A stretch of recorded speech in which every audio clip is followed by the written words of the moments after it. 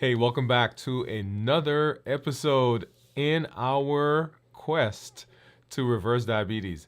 Hey, we're talking about fasting. We're talking about hunger.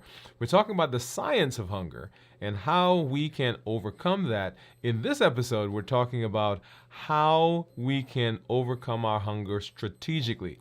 We've been talking about that in the last several episodes of our show here in the series. If you're new to me, I'm Dr. Dwain Woode. That's Wood with an E. The E stands for endocrinology. Here on the channel, I educate, I empower, and I encourage you to take charge of your health and your life, avoid complications, and go to the next level.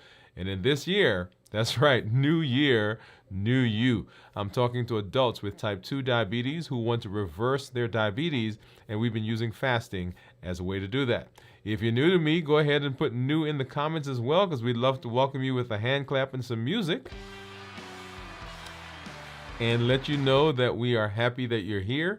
If you have questions as we go throughout the show, go ahead and put those in the comments. Make sure you put a Q in front of them, because as I look through, I want to be able to make sure that I get those for you and answer them as we go throughout the show. Now, you heard. And this is an amazing time because it's a time when people get to hang out with family, they get to hang out with friends, they get to celebrate as we move closer and closer into holidays, and as we talk about, hey, what are we going to be doing to set ourselves up for success as we move into the new year? Well, the thing above all other things that seems to cause issues is our food. That's right. You know I'm going there. It's the food that we eat. And the food that we eat plays a big part in our metabolic health, but also it plays a big part in our life, right? So all the things that we do, most of the things we do, a lot of the things we do tend to revolve around food.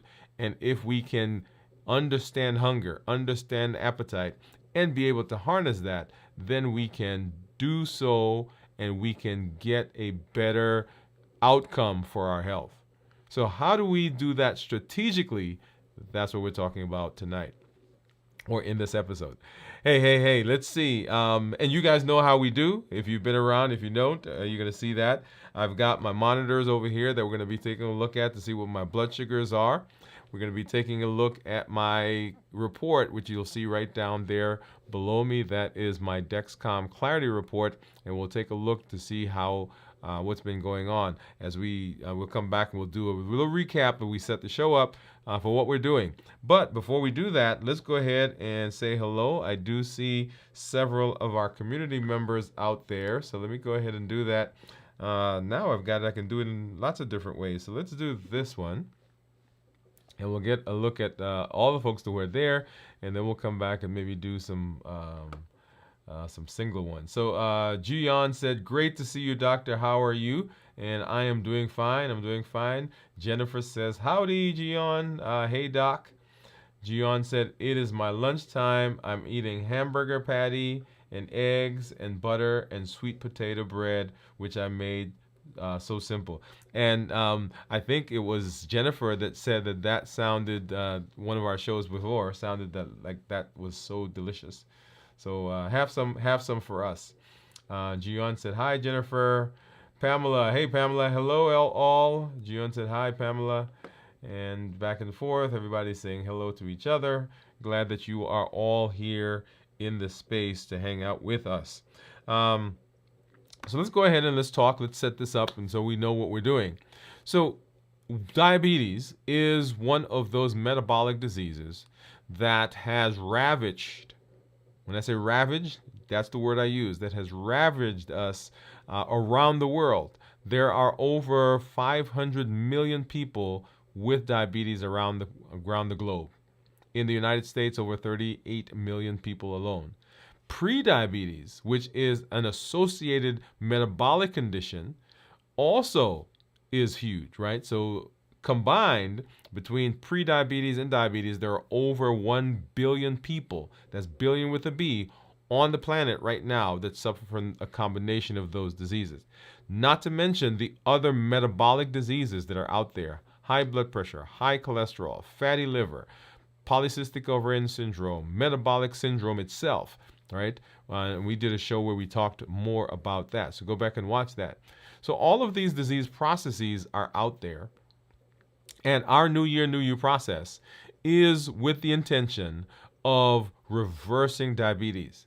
How do we get us to the point where we are off of medications, where we are living better metabolic health? And that's what we've been doing. That's the thrust of our show. The platform that we've been using, or one of the tools, I shouldn't say the platform, one of the tools that we've been using is the tool of fasting. And so on a weekly basis, we come on and we're sharing fasting success stories. We're sharing tools that we're learning, other nuggets and skills and hacks on how do we fast successfully, because it is a tool that we're using to set ourselves up for metabolic success, reversing diabetes. That's what we're talking about. But remember, in the process of reversing diabetes, there are so many other things that we learn, and those things, all of those can be applied also to other metabolic diseases. Does that make sense? And so if we can do a good job of learning the tools that help with diabetes, because remember, diabetes is the prototypic metabolic disease. If we can learn those tools, we can apply those tools and extrapolate them to other places. So if you're watching and you say, hey, wait a minute, I'm not diabetic, don't worry, because the tools that we're learning, the skills that we're learning, we can apply those to your metabolic disease. And so hang in there, listen. All the tools that we're learning are we can extrapolate them. I was going to say extrapolatable, right? We can get those and we can use them for other things because they will help improve. And so fasting, why do we like fasting? Because fasting is a fascinating tool that hits the pillars for reversing diabetes. Remember, the pillars are decreasing insulin, suppressing the appetite, and reducing sugar.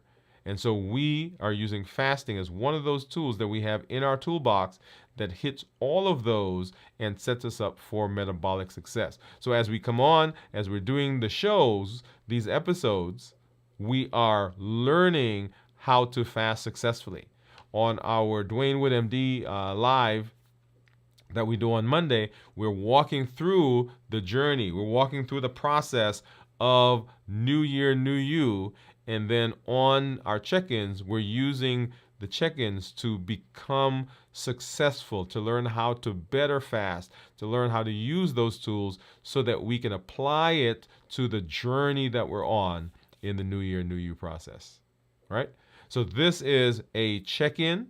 This is a time to have conversations, a time to learn things that are particular to fasting.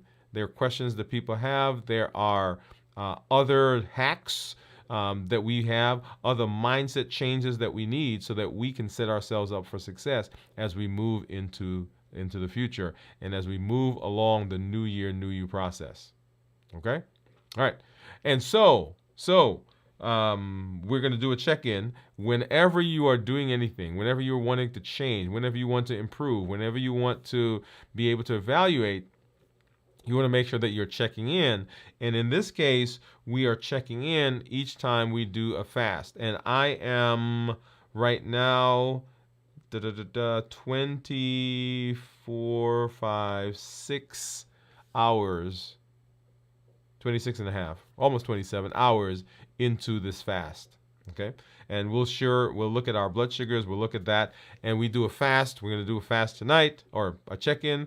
We'll do a check-in at a little over 48 hours or thereabouts. Actually, the second day. Let me just say that. I'm not going to say how many hours.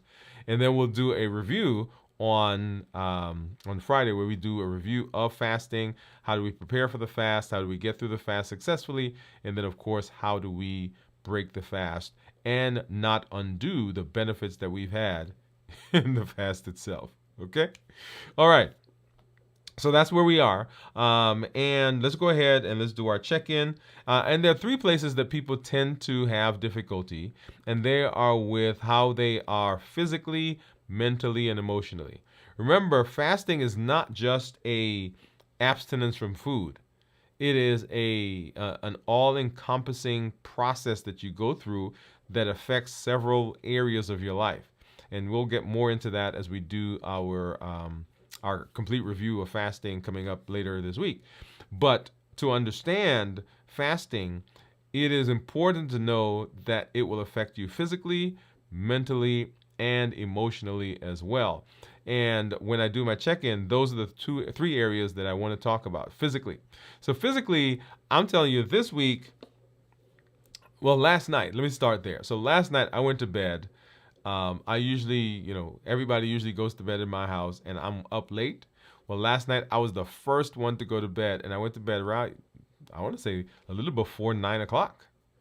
And I slept and I slept and I slept and I slept. I woke up once around 3 o'clock in the morning, then went back to sleep, and I didn't wake up until 6:30 this morning. So I got some good sleep last night. So resting wise, I'm feeling good. Energy wise, I'm feeling let's just say excited because I'm coming to that. That's emotion, but I'm not feeling as though I hit a brick wall today. Like a lot of people say, they sometimes will feel like they're going through the day and they'll hit a brick wall, or they feel sluggish. They feel as though they are moving through quicksand, right? Moving through mud. And I did not have any of that. Did not have any of that this week, at least in the last several hours as I've been fasting. And so I want to let you know that I'm not feeling lightheaded, dizzy, sweaty. I'm not feeling sluggish, right? It's another word that people will use as they talk about how they're doing, and that I think has to do with the fact that I'm well rested. Okay, so that's physically, and then mentally. Mentally, that tends to go with the physical, because if you don't have energy, then often you'll feel sluggish, you'll feel dull in your thought process, you'll feel clouded. The foggy head is another way that people sometimes will describe that. And right now, I'm not feeling that. I'm just feeling good. Going through this week, I got up this morning. Actually, I got up and I think my wife thought I probably drank some energy drink or something, because I got up, went out to the back porch. We had some chairs, some tables that we had set up for our thing. I hadn't taken them down, and I got all that done before I went to work this morning. And just and so mentally, right, as a result of that, going through the day, I was actually pretty good. I was pretty sharp, I think. Not sluggish. Didn't feel like I was in a fog. And then emotionally, as we are getting through this week, of course, coming on to talk with you, being in this space with you is very exciting. We got our community meetup that's coming up tomorrow at 7 o'clock. And so I'm excited about that. Get to see you, get to hear you, get to see your faces. So all of those areas, physically, mentally, and emotionally, this week I'm doing well. If you go back and you watch some of the check-ins that I did in previous weeks, you'll know that sometimes I was tired, I didn't get good rest. There was one week where I didn't drink enough water, and so. But this week, so far, in this part of the fast, 26, 27 hours, I'm actually doing fairly well. Okay, all right, and then let's go ahead and get over and let's take a look at blood sugars. And the first place I want to look at is my my continuous glucose monitors. As you know, I wear two. You can't see them right now because I've got these long sleeves. But this is my Freestyle Libre that you see on the screen, and it's saying right now that my blood sugar is 105. And you'll see there that earlier in the day, the blood sugar was a little over 150 and then started coming down. So this is my Libre. If I go and, well, let me see. Let me get my Dexcom up. And that'll come up there. And I'm gonna have to wait for that to get the signal. But we'll take a look at that here in just a minute. Ah, there we go, 131. So 107 or 105 for my Libre, and then my Dexcom is 131. And then let's go ahead and let's take a look at my monitors, right? So here is my Keto Mojo, here is my Contour, and let's get a test strip out there, get that into the Contour. and open up the Keto Mojo. We'll start with the glucose strip for the Keto Mojo. As you know, it gives me both glucose and ketones. Get that one going, and then I'm gonna open this one also and just keep it off to the side because I don't want to have to prick myself twice. Into a trusty dandy container and grab out a lancet.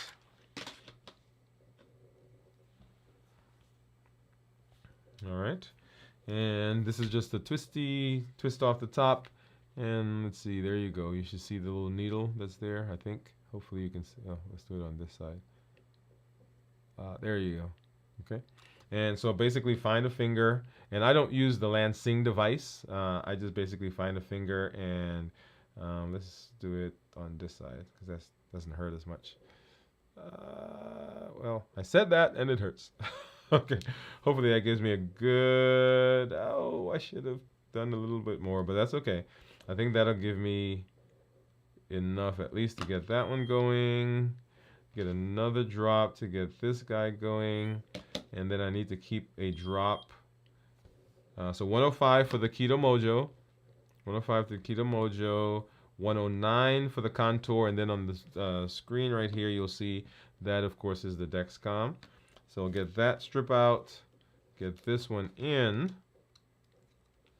and hopefully that blood didn't dry, and go ahead and there you go. And we'll get that started. So that one will give me the ketone. And of course, as I always do, I tease you guys because I'm not going to show it to you right away. We'll get back over here. All right. So, so we'll do that. So as you know, may not know, but that's okay. We are in a series right now, a mini series within our fasting, called the Science of Hunger. The Science of Hunger.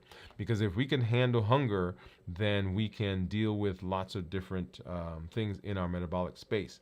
So we'll come back to that in just a minute. But let me hop back over and say hello to some folks I see that have stopped by. Let's go back here. It looks like Steve's coming. Hey, Steve. Steve said hello, ladies. Hello, Steve. Hello, Gian. Everybody's saying hi. Look at this. I love Lightworks. Hello, Lightworks. Hello, all. Doctor, don't forget my email. Yeah. So let me go ahead and pop this up really quickly for those of you who are out there. We have our community meetup coming up tomorrow. So if you've not done that yet, I'm going to pop the link into the chat, and here it is. And then, yes, Pamela, I will get you that. I will get you the link. All right, so that's tomorrow at 7 p.m. Central. So make sure you join us. Love to have you guys all come through and hang out with us. Okay. All right. So let's go back over here and all right. So once again, so we're in this mini series that we've been doing on the science of hunger. The science of hunger. We've talked about the science of hunger, the hormones, and we'll go through that a little bit more tonight. And we've talked about how proteins, fat, and ketones will affect hunger. And what we want to talk about now is how do we handle hunger strategically, right? So how do we overcome hunger strategically? And it is an interesting process. It is an interesting process. But the first thing that I want to talk about is really understanding hunger and understanding that there are two phases to hunger, or two types of hunger that are the majority of the things that we encounter. And these are physiological hunger and psychological hunger. So physiological hunger, or physiologic hunger, is hunger where the body is saying that I need energy. You need food, you need sustenance, you need all the things that you need, that you got to have in order for the body to function. That is physiological. That means that you cannot survive without it. You need energy. The body needs energy to work. And if you don't have energy in the body, then it does not survive. Then there's psychological hunger. And psychological hunger, we'll come and talk more about that. And that is the one where we tend to have the issues. Most of us, when we feel our stomach growling, or we get a headache, or we feel a little lightheaded, we think we're hungry when it actually can be something else. And there's a lot of other things that go on that can cause those symptoms. Growling in the stomach simply means that the stomach is empty.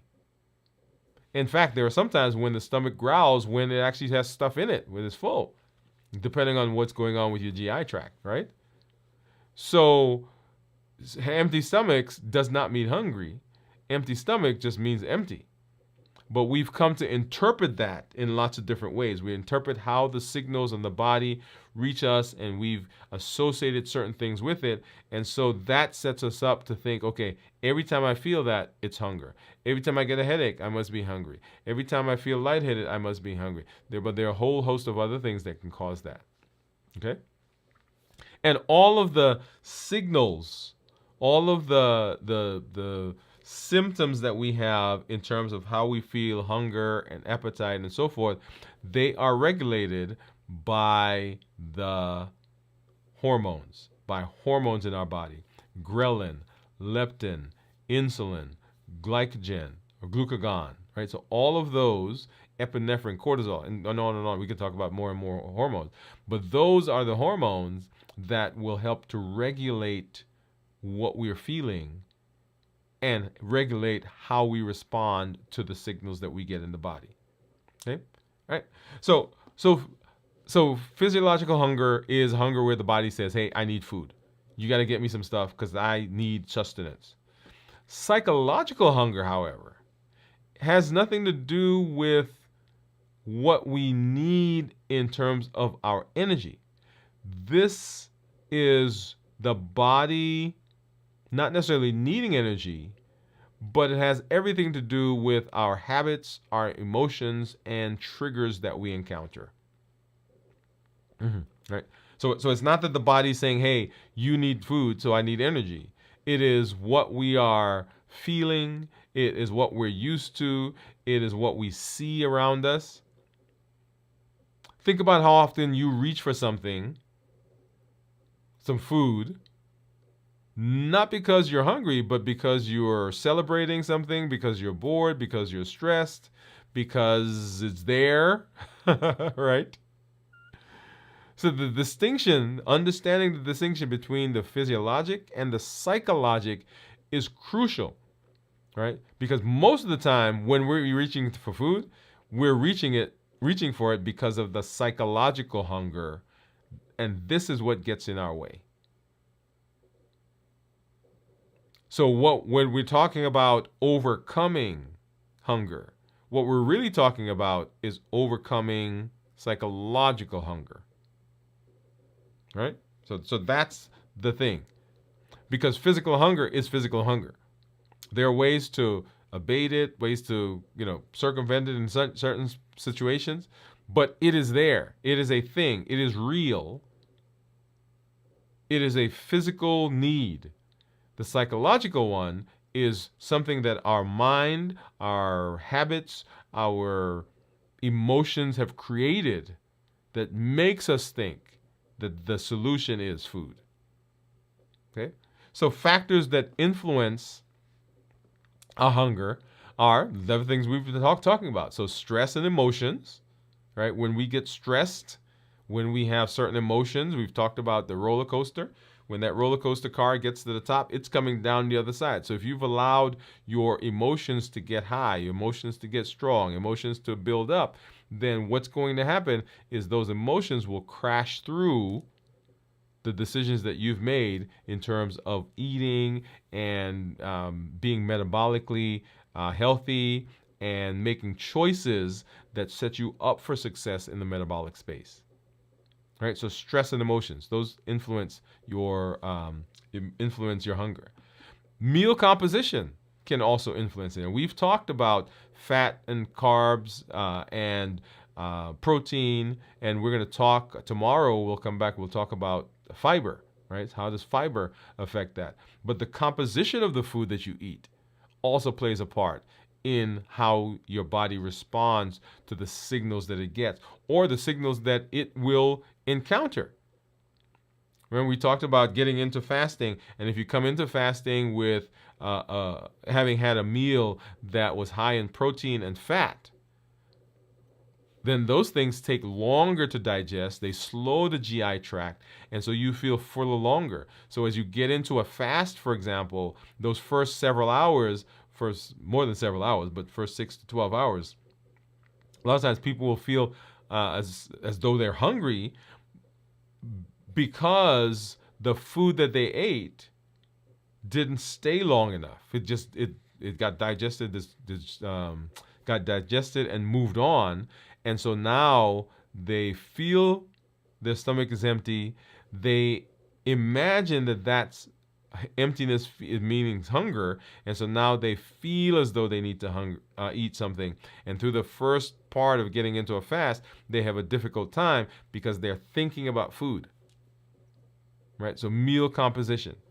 And then, of course, environmental triggers. Environmental triggers. These are the cues, the social cues. People getting up, they're going to lunch. Right? The clock is at noon. Or everybody around us is eating. Right? Social cues, the environmental triggers that we see. We get hungry, and I think I've told the story. My wife and I have gone to a conference on weight management, and we're on the way back home from the conference. It was in Biloxi, Mississippi, and so we're heading back to Alabama. And there's a little bridge that you go across as you get from Mississippi to Alabama, and so we go across, and right on the Alabama side of the bridge, there's this huge billboard with this hamburger that was just glistening, right? And it was right there, and you could see the lettuce peeking out from under the bun with that giant-sized tomato that was there with the mayo just so set, and then right next to it was a glass of cola, right? And the condensation was dripping down the side of the glass, and then right next to it were those golden fries. I'm not sure what brand they were. I don't remember what restaurant or what fast food place it was. And we weren't hungry, but you see that environmental triggers, and you're like, man, I should go get one of those. Right? So we eat because of lots of different things. So when we talk about eating, so the first thing that we want to do is how do we overcome hunger strategically? We're talking about strategically, right? So what's the strategy? Remember, often we don't succeed not because we don't have a desire, we don't have a drive, we don't have an understanding. We don't succeed because we don't have a strategy. Right? Strategy. We don't have a plan. We have all the information, but we don't have a way to implement it.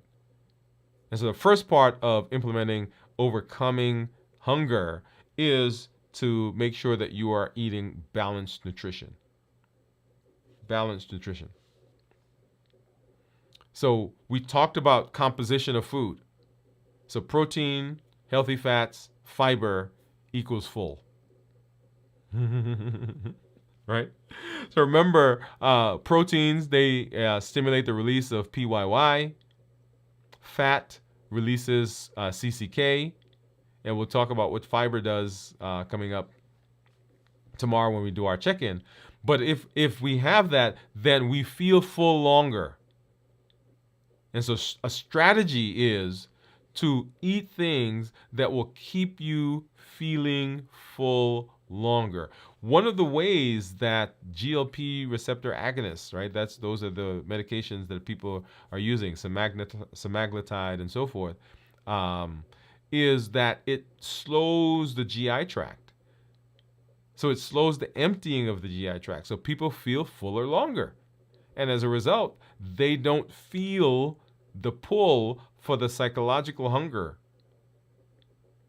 right? Because they're getting signals, ghrelin, they're getting signals that are decreased because remember when when the stomach is stretched, the signal ghrelin goes down. That's the hunger hormone.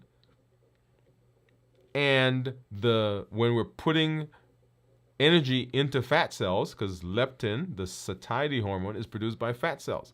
So as the hunger hormone goes down, we got food and we're putting it into the fat cells. The fat cells are making leptin, and they're sending a signal to the brain that says, "Hey, we don't need to eat anymore." Okay, so those signals, the high leptin, low ghrelin, are the signals that says, "I'm full. I have enough energy. I don't need anything else." And we can stimulate those by having a balanced nutrition, balanced diet. That's what we talk about.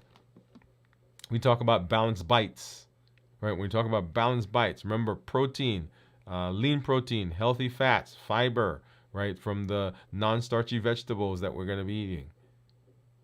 So all of that plays into what we do in terms of setting ourselves up for success. Remember, we're fueling the body. What we fuel the body with affects how the body responds.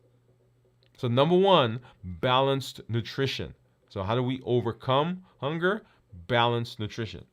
The next thing is timing and structure. Timing and structure. So your body thrives on routine. Remember, we've talked about the circadian rhythm. Right, that 24-hour clock that the body has. So you can use your eating window to fuel up with nutrient-dense foods and keep your body in a process where it is signaling those hormones that are coming out. They are coming out on a regular basis, on a pattern that we want. Like you've heard people say, and you've probably heard them over and over and over say, "Hey, keep eating every 2 hours," because what that does is stimulates the metabolism and keeps the body going. Well, when you eat every 2 hours, most of the times when we're eating stuff that has carbs in it, right? Well, if I'm eating every 2 hours and I'm putting carbs in my body, then my body has to respond to keep the blood sugar lower. How does it respond by doing that? It responds by producing insulin. And so every 2 hours, I'm getting a spike in insulin. And if I'm getting spike in insulin every 2 hours, guess what? I am going to be hungry.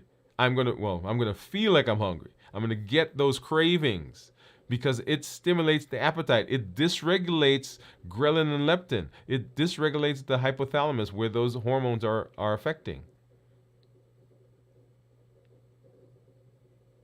And so setting yourself up for regular scheduled, right? I'm not talking about every 2 hours. I'm talking about we're going to figure out what the schedule needs to be, whatever it is. If I'm fasting, if I'm doing a 16-8, as I become accustomed to that, then my body will begin releasing hormones at those times. But if I'm eating every 2 hours or more, it's producing hormones. Right? Because it's expecting that, right? So as soon as your stomach stops being stretched, ghrelin comes up.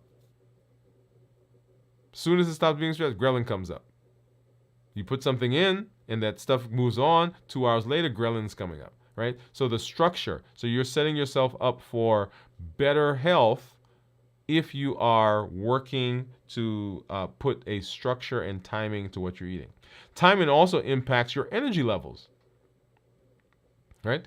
So remember that if you are eating every 2 hours or whatever frequency, right? So and we're gonna say this as a more frequent eating pattern. So not like 16-8 where you're fasting for a long period. I'm talking about where you're eating on 6 times a day or 10 times a day or 8, whatever number of times you're eating.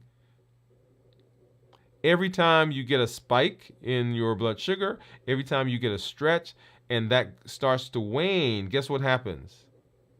Right? You feel that as decreased energy. And so the body, when it feels decreased energy, what does it make you want to do? It makes you want to eat.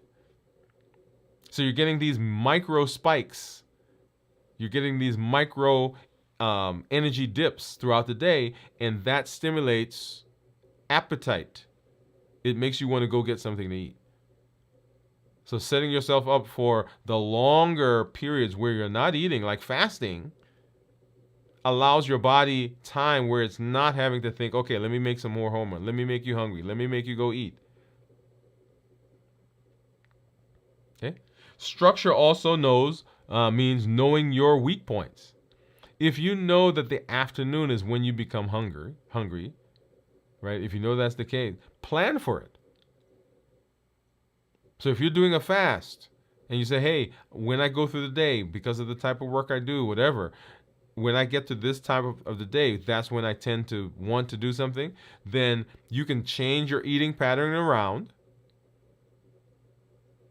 right? You can set your eating time so that there's not that much time between when you last eat and whatever time that is, one. You can set distractions during that time.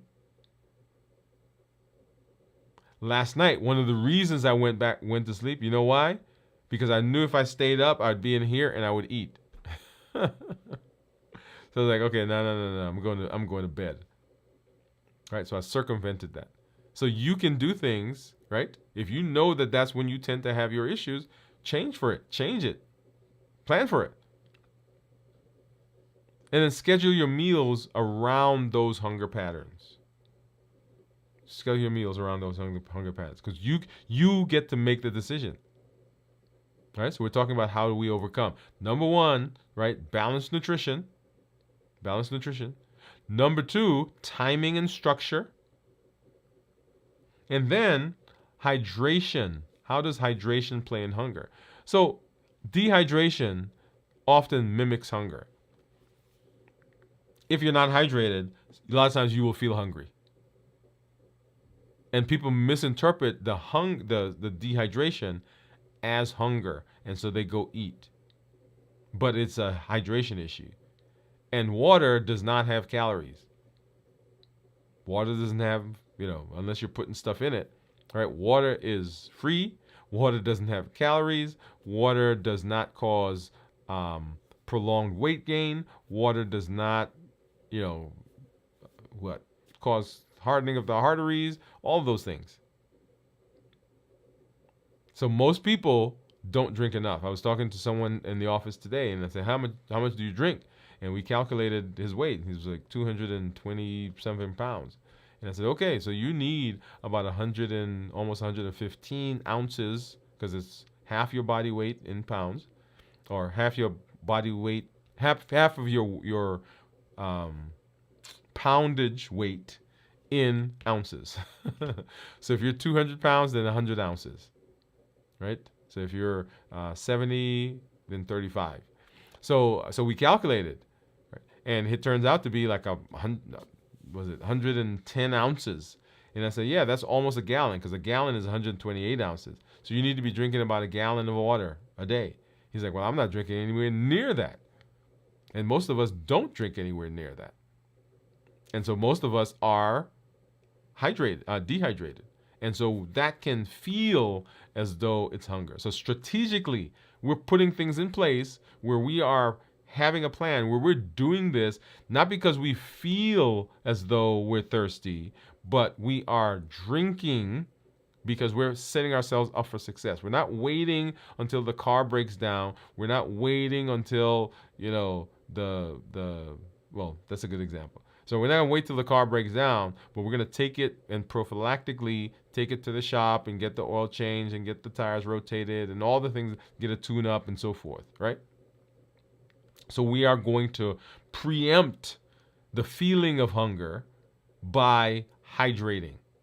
So what are the structure? What are the things that we're doing, right? Strategically, that's the strategy that we have, okay? So stay hydrated throughout the day.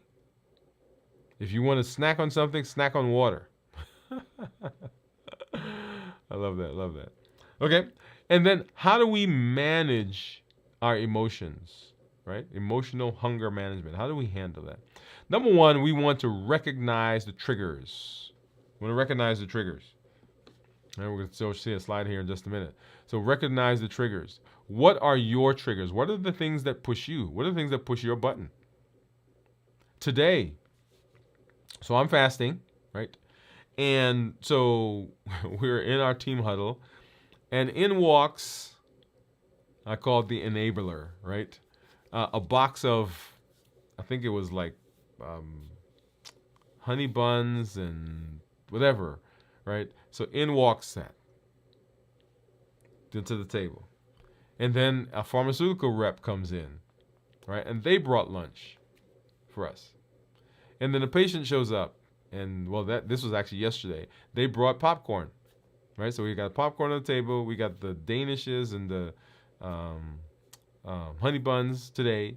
Then we've got the lunch that came in, and so I deliberately. Remember, I think I told you guys that a lot of times I'll go down to the cafeteria because I get something to drink down there. I didn't even go down there for lunch because I knew if I went down, because there's this stuff, right? There's the access, habits, emotions, access, and taste. We'll talk about that in a minute. So as we are in the space, right, it's one thing after another, after another, after another. Remember we talked about emotional, no, decision fatigue, right? So I made a decision about the popcorn, and it was like the um, sugary popcorn, not like the salty one, right? So it was candied popcorn. So made a decision about popcorn. Then came the danishes. I made a decision about the danishes. Then came the I think it was like a chicken sandwich. Then came that. Made a decision about that. And so I said, if I have to go make another decision when all this stuff around me, the decision I'm gonna make is I'm gonna eat something. So recognize your trigger. You have to know yourself. How do you learn about yourself? You have to be mindful. So mindfulness. Learn how to journal so that you are aware. Become emotionally intelligent. Remember the tools that we learned. One of them was emotional intelligence. EI. Right? Emotional intelligence. Understand the heat model. And then distract yourself. Find something to do where you are distracting yourself, that you are not spending all your time thinking about food. So what I did was I went to my desk and, well, actually I walked downstairs, went to my car, and came back in, and I sat at my desk and I did some work. I was, there was some stuff I needed to learn. I had talked to a patient. There's something that he shared with me that actually we're going to be implementing here in this space. And so I'm researching this. I'm looking at this, right? So and then I walked downstairs, like I said. So physical activity. Okay? And so how do we overcome cravings? We use the heat model. Once again, learn what your triggers are. If you understand your triggers, you're more likely to be able to overcome and do things that set you up for success. Habits, emotions, access, and taste. Habits, emotions, access, and taste. Remember the habits that we form. We have routines that we have become accustomed to. And so when those routines happen, we just fall right lock and step right behind it. Everybody gets up, we go. Sometimes we don't even think about it. We don't even realize until we're sitting at the table eating and like, oh my goodness, look what just happened. Right? Because we weren't mindful of it. We didn't practice the COPE model. Right? So we're just there. And we didn't put things in place. Emotions. Right? When our emotions get high, when we're angry, when we're frustrated, when we're bored, when we're tired, all of those things will push us through the decisions that we made in terms of our food. Access, like I have access all around me.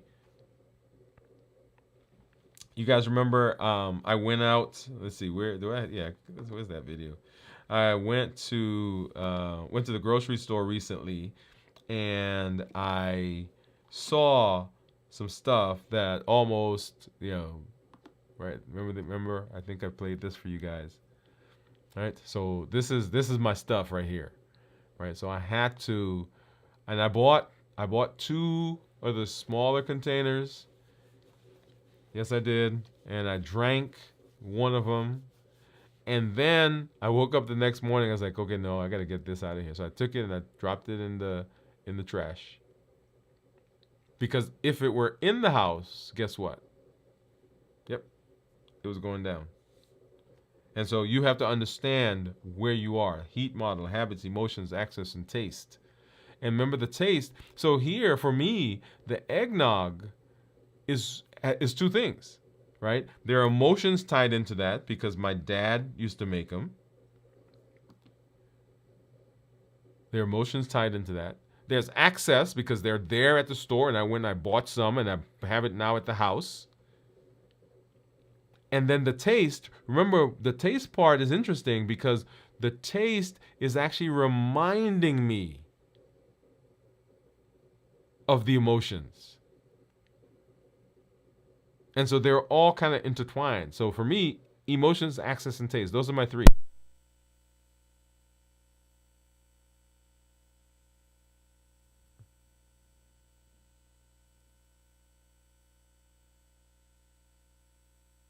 Those are my three. So you have to understand what your triggers are, and be able to do what you need to do to set yourself up for success. Okay. All right. So emotions, habits, emotions, access, and taste. And then, so right now I'm 126. So overcoming cravings. Remember, we're talking about strategically. How do we overcome hunger strategically?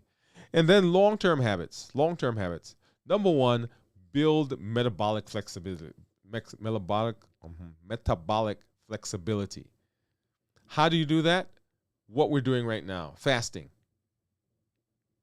Fasting is a great way of building flexibility so that your body is able to tap into the energy when you're not eating. Because often we feel some of that dipping and we're like, oh yeah, I'm hungry, let me go get something. But if you're flexible, your body can tap into some of the energy that you have that's stored. So it's gonna burn the sugar that's in the blood, it's gonna go to the liver, it's gonna burn up the glycogen that's there, and you still have lots of stores. Like, I've lost weight, but I'm telling you, I still have some stores that I can tap into. And then mindful eating and hunger journaling. So I know there are times when I will actually journal. And when we did our show on how to navigate the holidays, one of the things that I want you to know is that let me say it a little differently. When we talked about food, we talked about treating what you eat, right? Eat it, treat it, eat it.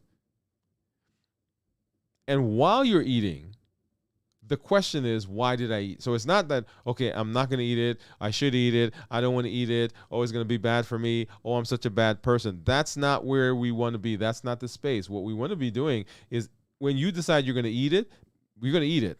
Be done. Okay. Now, as I'm eating, okay, why am I eating it? What pushed me here? Because I decided that I wasn't going to eat this. So what got me here? Not in a judgmental way, but in an evaluation so that I can understand what did it. And now I can become, I'm more likely to set myself up for success because I'm being mindful, I'm journaling, right? Do I actually feel hungry?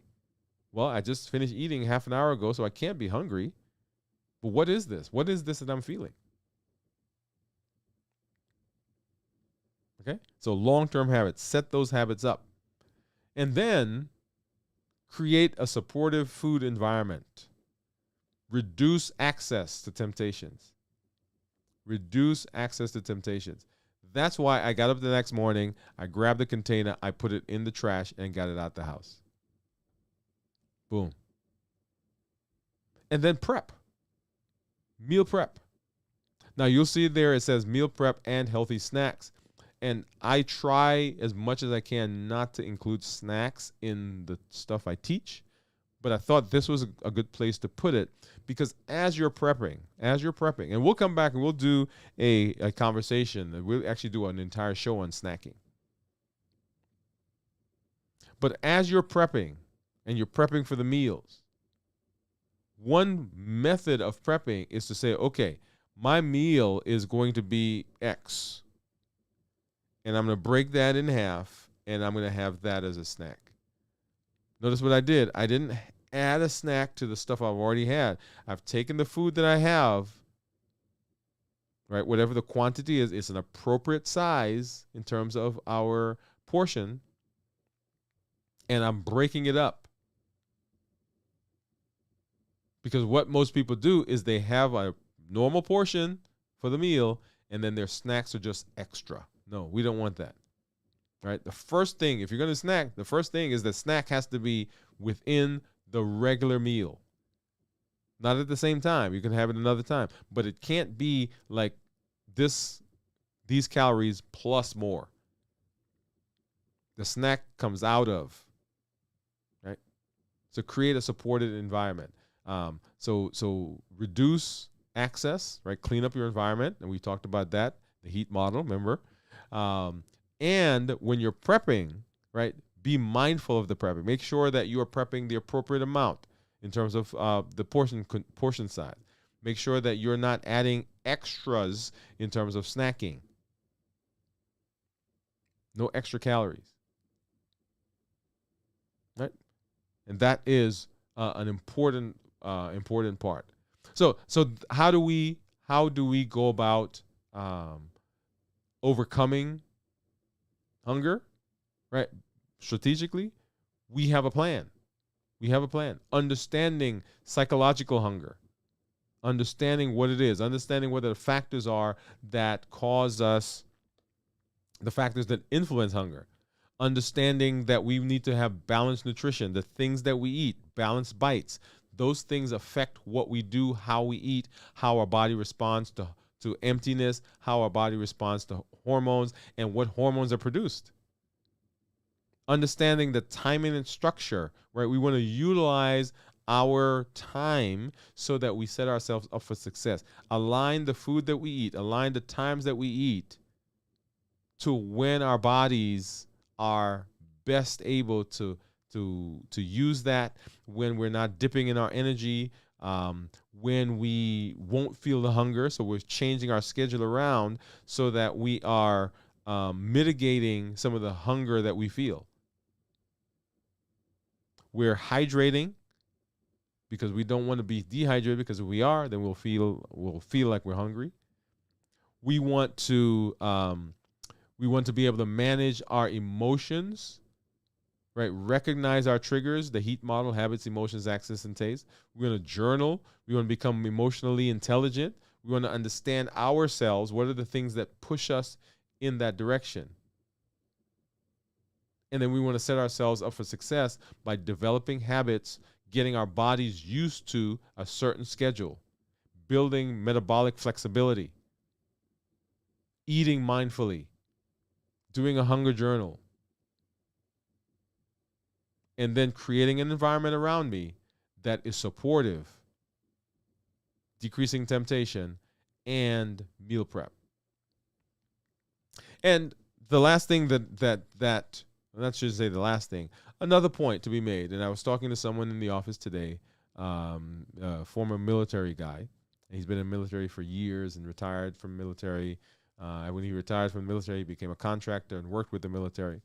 And I was asking him about the amygdala hijack. Remember, we eat because of our response to either our environment, response to our emotions, response to access, response to memories, taste, and so forth. And so I was asking him about the military. I said, when you guys are training, and you're training to be able to fight, you're fighting an enemy. You are going towards the danger, not away from the danger. And he says it takes training. It takes training. I said, well, yeah, that takes training, but tell me a little bit more. He said, well, one of the ways that we're successful is the people that are on the ground. They're not necessarily thinking about the global structure of what they're a part of. Like, they're not thinking, oh, I'm protecting the country back home. They're not thinking I'm making the world safe for everybody. I said, well, what are they thinking about? They said, well, they're thinking about their unit. They're thinking about the guys that they're deployed with, the guys in the foxhole. They're thinking about, how do I, because I'm relying on this guy next to me, and he's relying on me for safety. And we've got a job to do. And what, let me see if I can pull that up. He said, we've got a job, task, condition, standards. What tasks do we have to do? What are the conditions around me, right, that enable or cause a problem?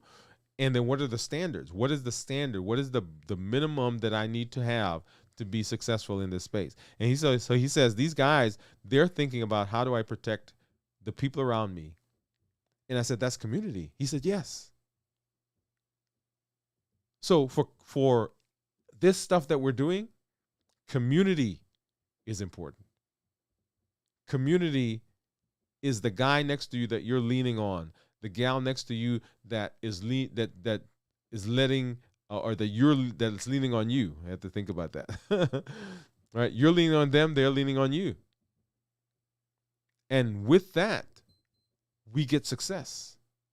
So another part, another way, another tool, another component of strategy for overcoming hunger, psychological hunger, is community. You know that was coming in, right? It had to be in there somewhere. So community is so important.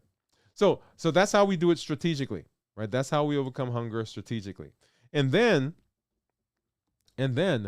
as we move through the space, as we move through our this mini series, the next thing that we're going to be talking about is what about fiber? How does fiber play into all that we're doing? Okay, so make sure that you come back. We're going to be talking about that as we move into our check-in tomorrow, and as we move through the rest of our check-ins for this week. All of this information is important. Make sure you get back and watch our show that we did this past week. It was a very good one. Now, it talked a lot about holidays and special days, but the concepts that were there, those concepts were universal. They are what we call keystone principles. You guys understand what a keystone principle is? You remember what a keystone is? So back in the old days when they built arches, right, there was a center stone, or there was a stone that was called the keystone. And when that stone was in place, all the other stones or all the other components stayed where they were supposed to be. A lot of times they didn't even need to use any fasteners once they got the keystone in place. And so the principles that we're learning are keystone principles. If we get them in place, if we understand them, if we utilize them, if we put them where they're supposed to be, then they help to support all the other dominoes that come as a result of that. So keystone principles. All right, so let's go ahead and let's hop over and let's take a look at my ketones. I know you guys are interested in seeing what those are. And let me see, did we get any guesses? Let's see, did we get any guesses? I don't think I see any guesses out there. But if you think you know, drop it in, drop it in, drop it in, drop it in. Okay. All right, so let's go ahead and do this. I'm going to pull my Keto Mojo app up, and then let's go ahead and grab this. So I've got to get my monitor. So go ahead and turn that on. And you'll see on the screen there what my ketones were. They were 0.1 when we did our check-in back on Monday. So Steve says he thinks that my ketones are going to be let me do this and I can pull them up. Steve says he says 1.7 is what Steve says. And then Lightwork says 0.8. Okay, so 27 hours of fasting. Let's go ahead and let's sync it. And we'll see. Let me get this off the screen. Boom. All right. Drum roll, please. And it looks like it's syncing more than one. Sometimes it does that. Taking a little longer. All right. So while that does that, let's see.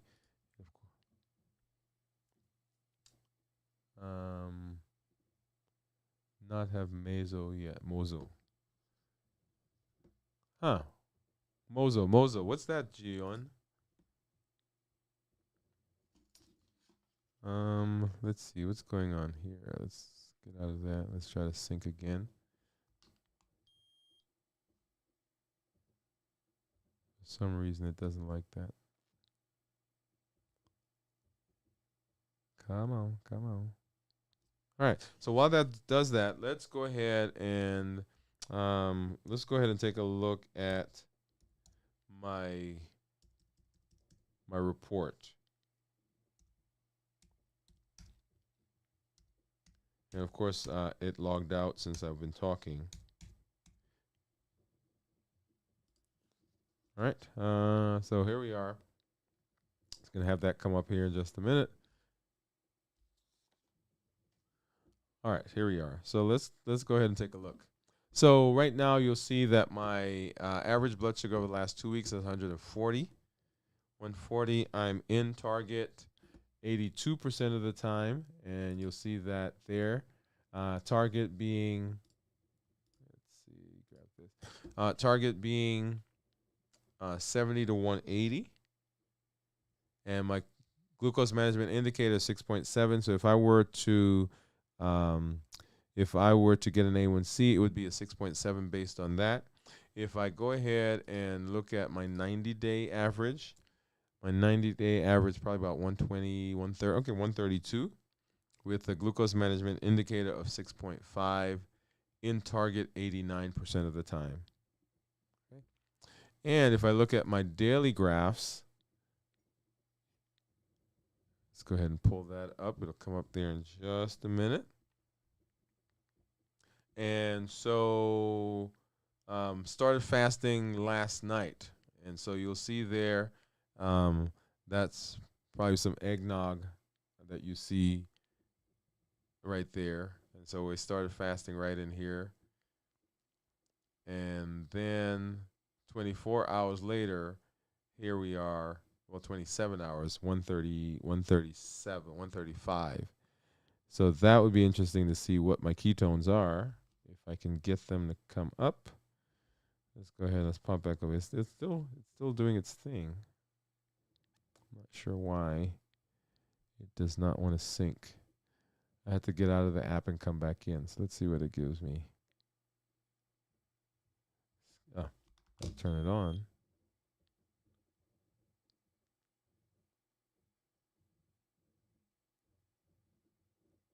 All right.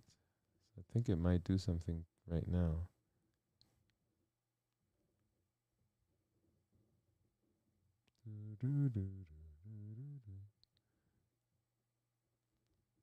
Oh, you know what? Hold on a second. I think I know why. Hold on. So I had my phone connected to, so I have some lights back there that are Wi-Fi, and so they have their own, they have their own network, and so I think I was on that network, and of course that network does not go out to the internet. So, okay, I think that, yeah, there you go. All right, so let's try it again. Let's come back here. That's on. Okay, success. See, look at that. And so, all right, so glucose was 105, right, that we saw earlier, and ketones are 0.5. So let's see. So Lightworks, was it Lightworks or Gion that said, yeah, Lightworks says 0.8. So not quite 0.8 yet, but 0.5. So I love that.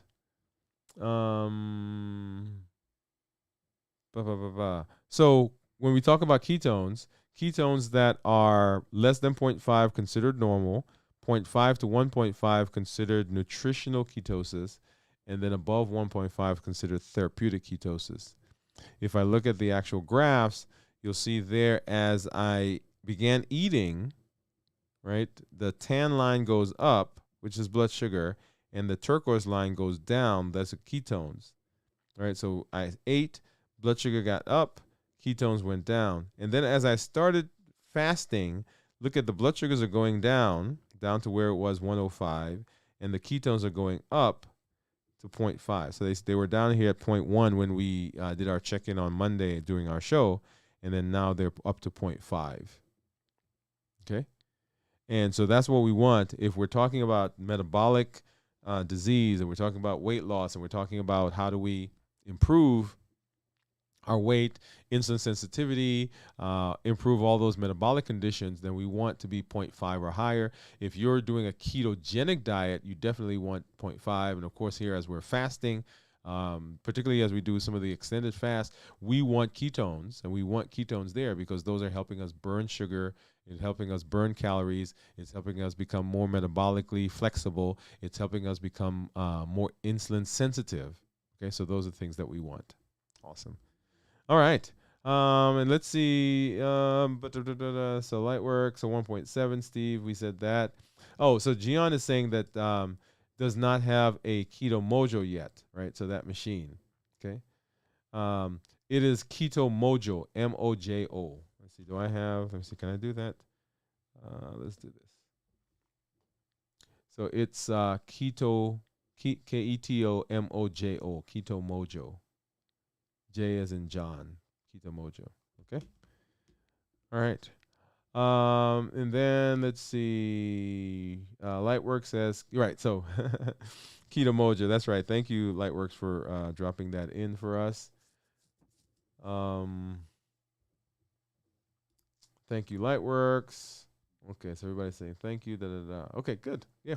So one of the things I want to always remind us is that we have unlimited potential. We have the ability to chart the course of our health. We have the ability to make decisions for ourselves. And as I began introducing when we did our past show on personal accountability and personal choice, we have personal choice. We have unlimited potential. We have infinite capabilities to make those decisions. It's in our hands. And you'll be seeing more about that limitless living as we move throughout the rest of the shows, throughout the course of the journey, and as we begin getting into some new concepts, just building on what we've done so far. So remember that you have that choice. You have unlimited potential, unlimited capabilities. We want to remind you also of the things, I want to remind you also of the things that will push us, the things that will make us eat a different way when we've made a decision about what we want. Habits, emotions, access, and taste. Another part of the strategic plan for overcoming hunger, right? Make sure you're listening to that. Our other thing that also helps us as we are attacking the pillars, right? Decreasing insulin. Remember, we're suppressing the appetite. We're reducing sugar. Not only does fasting do that, but balanced bites, right? So we're fueling our bodies with every bite that we take. They're balanced, and they are whole foods. We want to make sure that we have minimized the processing, no added sugar, portion control, healthy, tasty, flavorful, non-starchy and starchy vegetables, lean protein, healthy fats, and portions. When we do that, we are fueling our body, and all of the things that we put in our bodies will affect our hunger. They will affect our metabolism. They will affect our course as we move into the future. So you have the potential for being there, potential for doing it. Remember, potential is something that's already happened. You just haven't seen it yet. It's already in existence. When we throw a rock up, the rock is coming down. It is coming down. It's already on its way down, but you have not seen it yet. So the potential that you have, it's at your fingertips. You may not have seen it yet, but it's there, and you can tap into it. You can access it. We use all of this based on our Triple E formula for success. We educate, we empower, and we encourage. We educate with the blogs, the shows, the podcasts that we do. We empower with the tools that we're learning, balanced bites, fasting, emotional intelligence, mindful eating, how to prepare a meal. All those things we are using to begin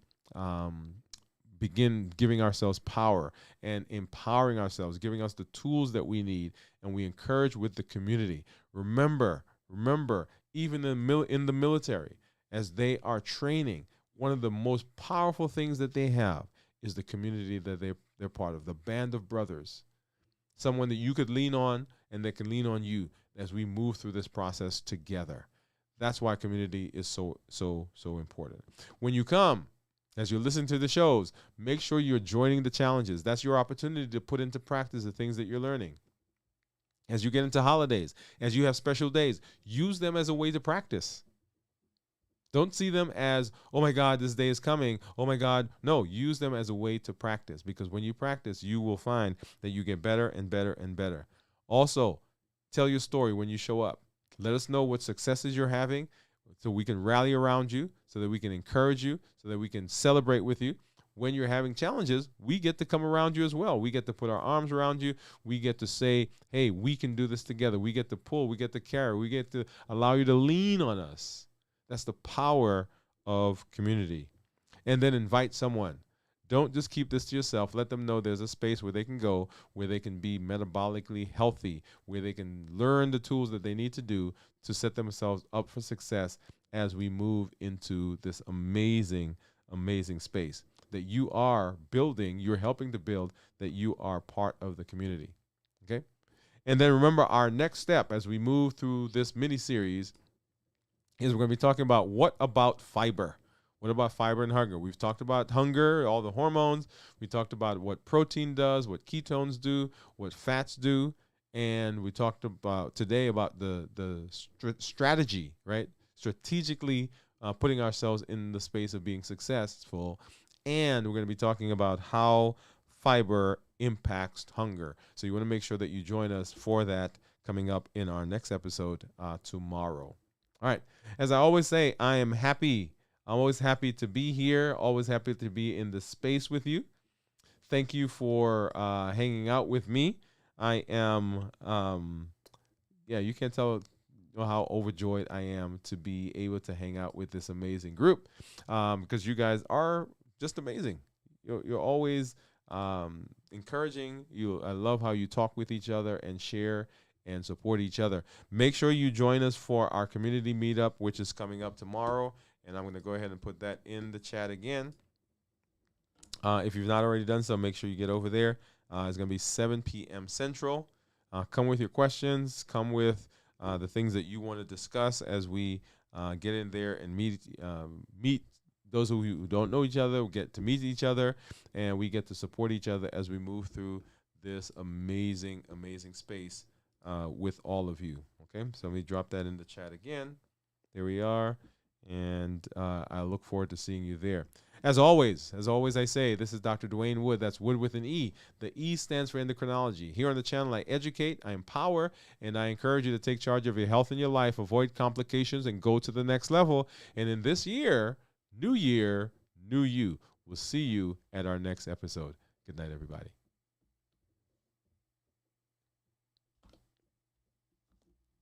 Yeah, good night.